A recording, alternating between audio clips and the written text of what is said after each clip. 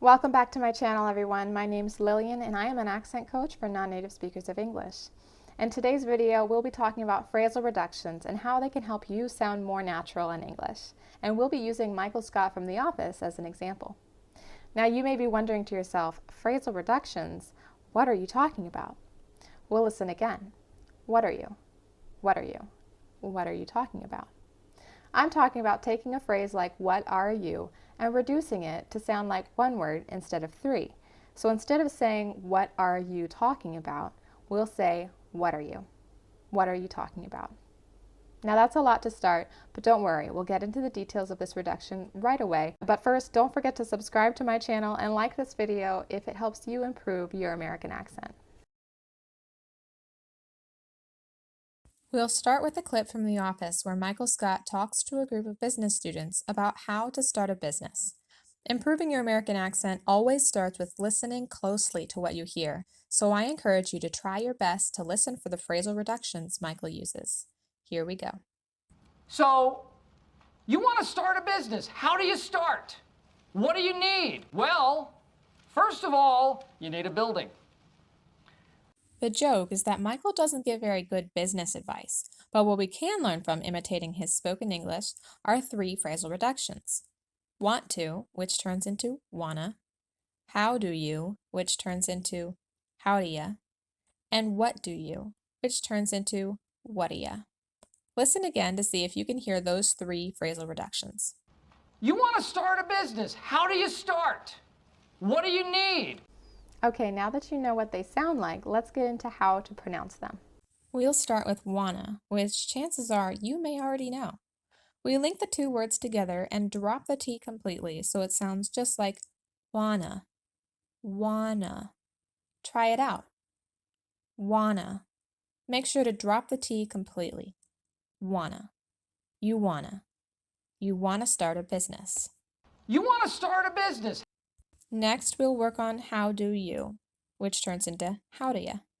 Now, these words are really condensed together with the oo and do dropping completely and the oo and you turning into a schwa. Howdya. Try linking the D and the Y sounds together as closely as possible. Dya, dya, dya. Next, add the how.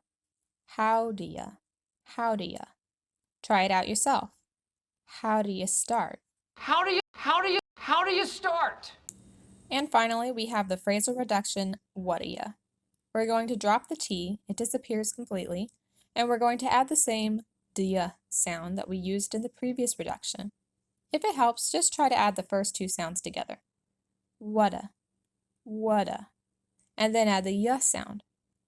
Whaddya, whaddya. What do you need? What do you need? So let's review all three. Wanna. You wanna start a business. Wanna. Howdya. How do you start? Howdya. Whaddya. What do you need? Whaddya. You want to start a business. How do you start? What do you need? Now, these reductions may sound strange by themselves, but I promise you we use them all the time in both casual and professional contexts. The reason for this is because we use reductions in order to reduce less meaningful words. And when we reduce those less meaningful words, we balance out the rhythm by stressing the more meaningful words. And then when we do that, our listeners can really understand what we're saying. I'll prove this to you by going back to Michael Scott. Which words in this top line stood out most of all? Or better yet, which words seem more meaningful to you? You want to start a business. You want to start a business. The words to and a, or you, start, and business. The infinitive marker to and the article a are not as meaningful as start and business, so they will get reduced into a phrasal reduction and a schwa, whereas the more meaningful words you, start, and business are spoken with more stress and emphasis.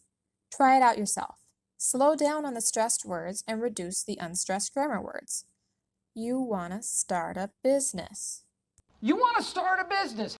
You can hear this balance of rhythm even more in the next line, where Michael reduces how do you to howdya and puts a lot of emphasis on the verb start. so much so that he releases the T at the end of it when we'd normally turn it into a stop T. Check it out. How do you start? Try it out yourself. How do you start? How do you? How do you start? And listen again in this third line, paying close attention to the words that get reduced and the words that get stressed. What do you need? What do you need? Michael stresses the words what and need, with the majority of the emphasis going on need, which, as you can hear, includes releasing that D at the end instead of stopping it like we do if we weren't stressing that word. Remember also that because of the phrasal reduction whaddya, we don't pronounce this T at the end of what. Instead, it drops completely and links to the reduction dya with a flap D. What do you need? Try it out yourself. As a little bonus reduction here, let's take a quick look at the last thing that Michael says. First of all, you need a building. Michael links all three words together with a reduction on of, so it sounds like first of all. Remember to pull the final consonant sounds over to the vowels that start of and all, so they should sound like st and vol. First of all. First of all. First of all. Try it out. First of all. First of all. You can also see the reductions of the words U and A in the next line. They both turn into schwas. You need a building. You need a building. You need a building. You need a building. Remember to stress the words need and building. That should help balance out your overall rhythm. First of all, I want to thank you for watching this introduction to phrasal reductions. What do you think? Tell me about it in the comments below. How do you practice more? Check the link in the description for more exercises using the same phrasal reductions you learned today. And don't forget to subscribe to my channel and hit that thumbs up button if you liked what you learned today. As always, best wishes and good luck practicing your American accent.